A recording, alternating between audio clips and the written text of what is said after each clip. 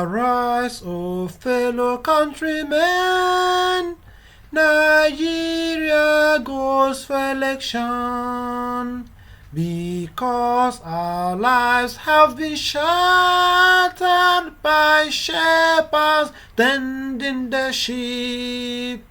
The resources which God has blessed us with, they have stolen and squandered.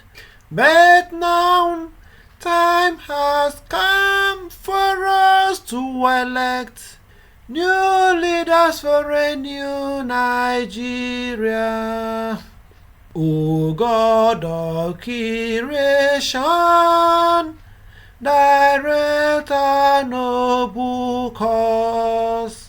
Please bless Peter and Ahmed to lead us out of darkness, from consumption to production, from unemployment to employment, from us to strive to better education, that we may have a nation free of insecurity, that we may have a nation free of oil theft, that we may have a nation free of corruption, that we may have a nation free of poverty.